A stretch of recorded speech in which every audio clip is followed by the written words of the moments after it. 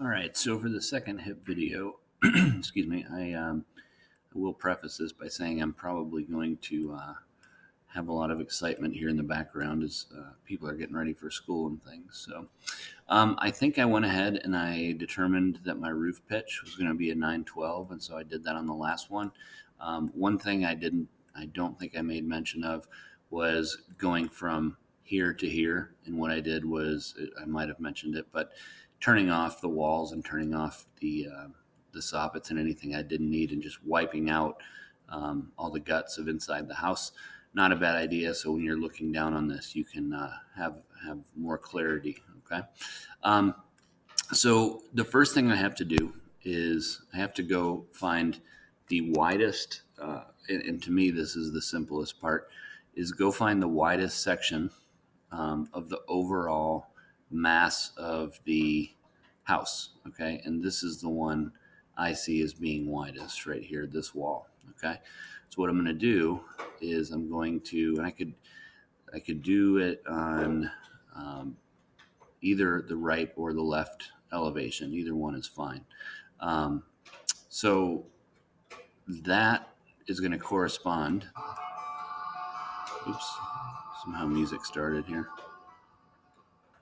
Let's do that. Okay, so somehow this is going to correspond, and let's just figure out what's going to happen, okay?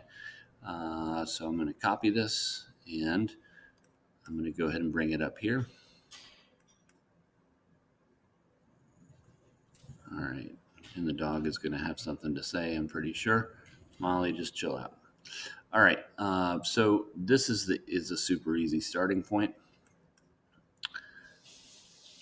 So I've laid down two, and I could do this on the back as well, on the opposite side. Okay, so let's see, this is side, so I might as well just do it over here.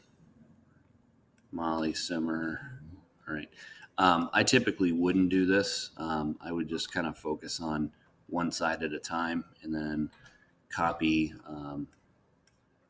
the whole thing over to make sure it fits. It's kind of a final check for you.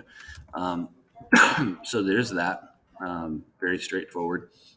And now I have to go and twist myself around to the other ends of the house. And I'm still going to be using a 912 pitch there. I'm going to kind of identify this one as well at the same time, which is this projection that's sticking out in the front. And go ahead and attach these right there and right here. And what this is doing is it's going to at least give us one maximum height across the building, and that maximum height will be the intersection of this point, okay, which is that projected out piece of the house. Right off the bat, I can go ahead and get rid of those, and I can take a real big line. Again, I just throw it here in outer space from any point, and move this. I'll just move it from a nearest point somewhere in here, and I'll place it right there. Oops, kind of didn't quite grab it. I don't know what it actually attached to, but there. So that gives us a maximum point, and that's handy now because I'm going to use the same roof pitch on the projected portion in the front of the house.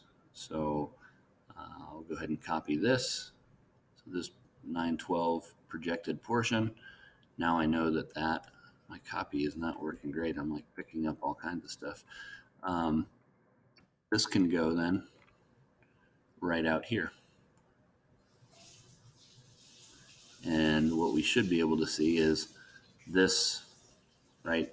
It's in alignment. So anything that sticks past that is a goner. Okay.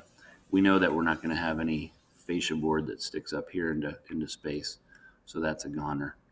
I'll leave these other ones alone for a minute. Maybe just neaten up the ones though that are right here. That yellow line was just for alignment of my elevations. So get rid of those.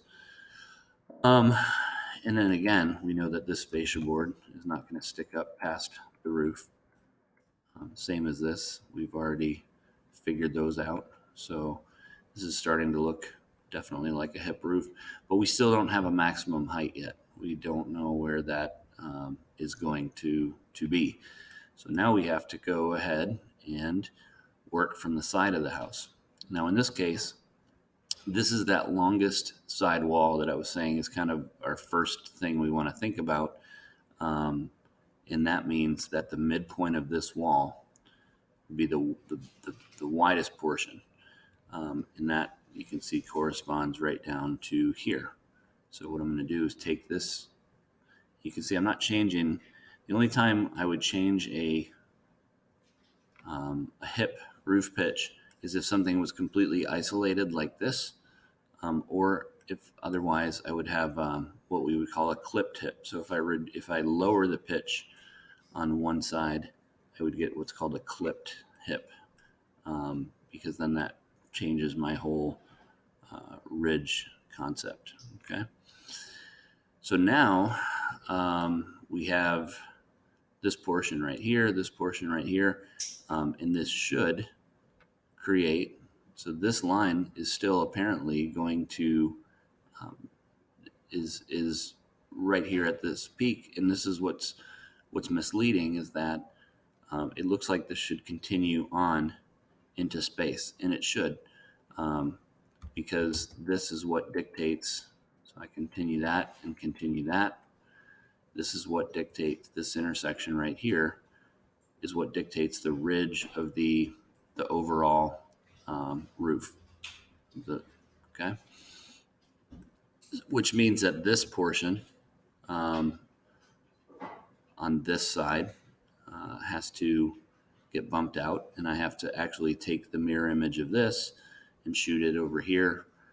So again, from this portion, I will see a ridge from here, and if I extend this upwards, now that shows me the ridge, and it is a very, very short ridge on this house, which makes me, in this case, want to go back to a lower roof pitch. I don't like how it's just about almost still coming to a point. I feel like that's too short. So if I were doing this again, I would probably go ahead and lower that pitch somewhere in the neighborhood of a like maybe like an 812 or something. And if I did that, like you can see just what kind of change it's going to make on my ridge. So I'll go over 12 feet. I'll come down 8 feet. And there's an 812 roof pitch. So if I were to bring this down and bring it up here,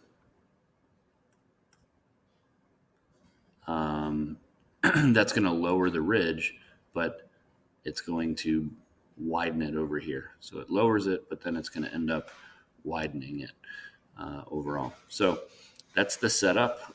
I think I am going to make that adjustment and then come back and work through this just one more time, but with ignoring the descriptions of at least the initial setup. So I think I'm going to come back and change this roof a little bit and then finish up from that standpoint.